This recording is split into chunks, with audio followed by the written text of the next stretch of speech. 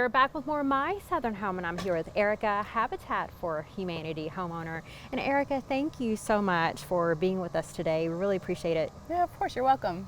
So this experience, you know, you were sharing your story with me, and it's really helped you on multiple levels. It really has.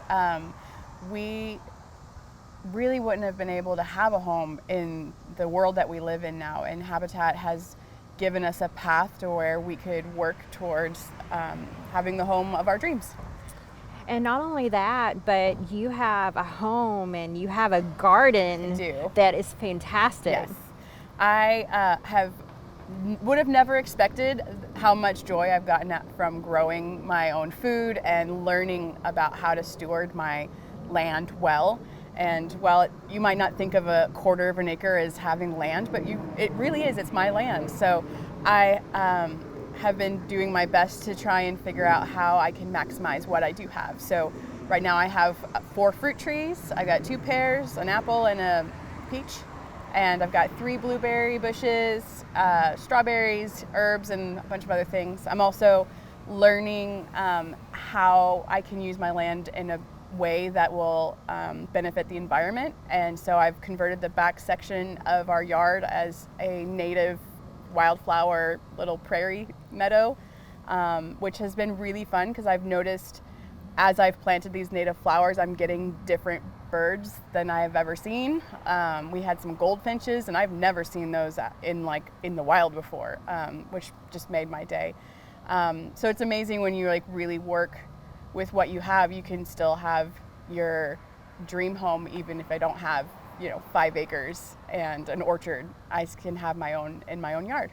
Well, I love that you said dream home, because that's what Habitat allowed you to have. Yes, for sure. I don't even like to think about where we would be had we hesitated and not gone and not tried to work through the whole process of becoming a Habitat homeowner, because the home building environment right now, the crazy prices of building or buying or used home, you can't even get a sad fixer-upper for a reasonable price anymore. And it's really given my family the stability and the safety and the space to thrive. Well, and you guys moved in right before COVID happened too. So that was, I'm sure, a game changer for your family. I want to say it was maybe 2 or 3 weeks before the stay-at-home order that we moved in. We were still unpacking boxes and suddenly had no excuse of putting off the unpacking process. So it was such a relief for us to be in our Habitat home during 2020 rather than our sad, dank apartment where our kids were able to have outside that's safe for them to play. We got, sprinklers and little pools for them to play in, just so we weren't trapped inside a house. Whereas if we were at our old apartment, we would have gone stir crazy for sure, even more so than just being in our home. And there was just a relief and a feeling of safety to be in our house.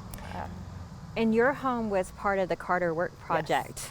And you have something very special that the president made for you. Yeah, he and his wife, they personally built the gable ends for our home, which was just so sweet to see them working so hard under their tent, building them for the different homeowners. And what an awesome thing it is to have part of your home was built by a former president. I know, it's fantastic. It's fantastic. And these townhomes that we're at is the last of the Carter project.